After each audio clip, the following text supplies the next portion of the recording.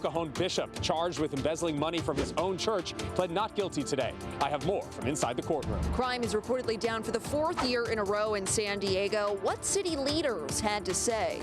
The San Diego City Council just agreed to extend the zoo's lease, a deal worth hundreds of millions of dollars. We'll break down all the details. We spoke with a young breast cancer survivor who's set to take the stage at Friday's Susan G. Komen luncheon. New research on a form of seagrass might be key to saving the world's oceans. Here at Sharp Coronado, they're just what the doctor ordered. Free cookies from the Cookie Queen herself.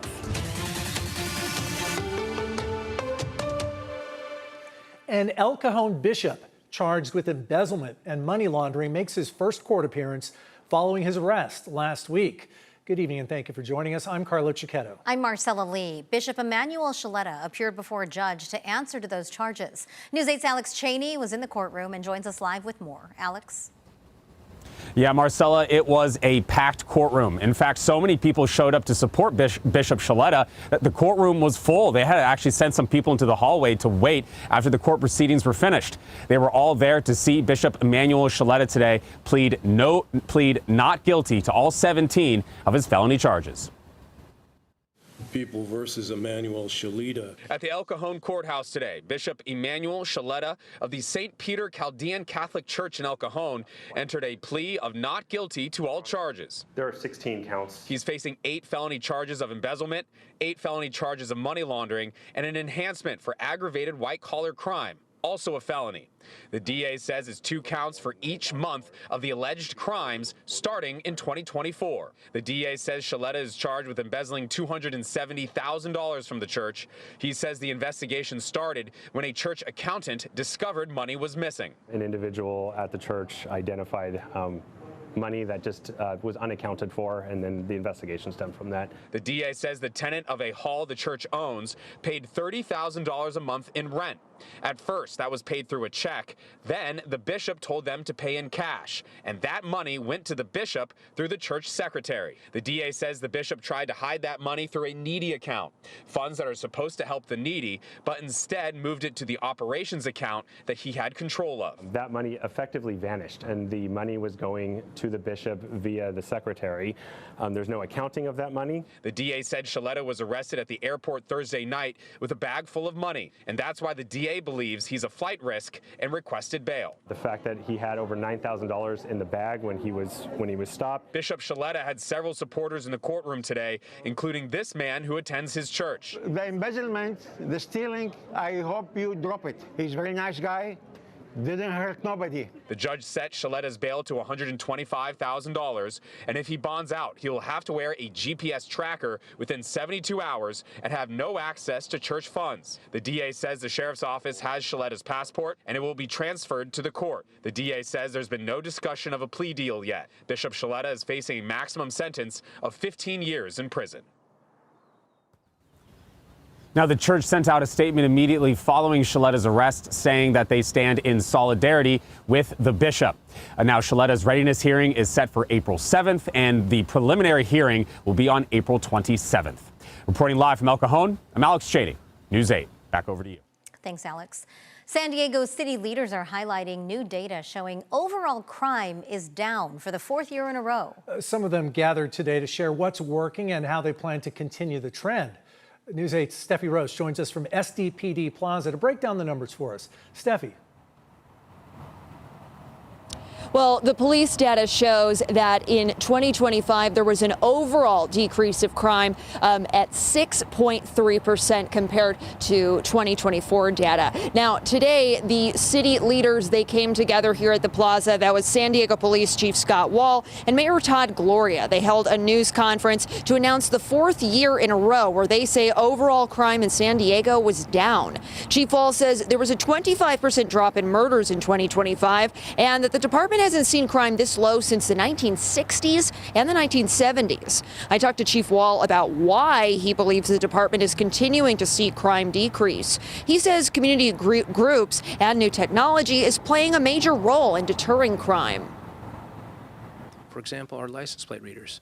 When somebody commits a crime the first time and we're able to apprehend them within minutes or hours after they commit that crime, we can prevent them from making a second, third, fourth, and fifth offense, which is what drives your crime higher. So the faster apprehension, working with community groups, good solid policing. We have, like I said, we solved 26 out of the 27 murders last year. It's a testament to the work that our detectives do in our homicide unit, and it's kind of symbolic of the work that's being done throughout this department. And I'm going to have more from Chief Wall and Mayor Todd Gloria tonight in my full report at 10 on the CW San Diego and at 11 on CBS. But for now, reporting live from the Police Plaza, I'm Steffi Roche, News 8. Thanks, Steffi. Gas prices continue to rise in San Diego and across the country amid the ongoing war with Iran. Right now, data from AAA shows the current average here in the county, $5.23 a gallon. That is up 52 cents a gallon from just last week. California drivers are also paying nearly $2 more per gallon than the national average, which sits at $3.47. Relatively speaking, sounds low. Many drivers say these higher prices are taking a toll. It's like one thing after another you got to pay for. I'm not a big fan of it. It's definitely putting a big hole in my pocket. Experts say you can save money by stacking rewards, combining gas station loyalty programs. Use your grocery fuel points and your cashback apps to knock 30 to 40 cents off per gallon. News 8's Jenny Hudd talked with state lawmakers about what they're doing to bring those costs down, and we'll have more details coming up in our next half hour.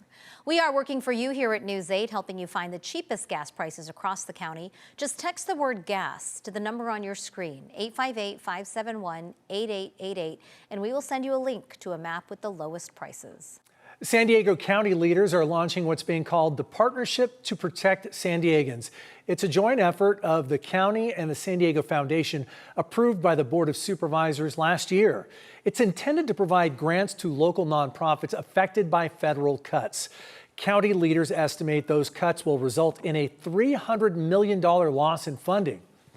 Able to identify 67 nonprofit contracts that are especially critical. The San Diego Foundation and their partners will cover half the cost of those contracts. This means the foundation will be contributing $8 million and the county will be contributing $8 million. So together that preserves $16 million in essential services that otherwise would be on the chopping block. In addition to the $8 million the San Diego Foundation is contributing to the Partnership to Protect San Diegans, it has also been awarding grants through its Unity Fund. That's a community-based donation drive that has raised $32 million just since September. The San Diego City Council just voted to extend the zoo's lease. Now, this current lease isn't up for 8 more years, but council members said it was important to get the deal done right now. News 8's Steve Price was there for the discussion and the vote and joins us live with the details. Steve? Marcella and Carlo, this vote passed unanimously, and the city believes this is expected to bring them around $330 million over the terms of the lease.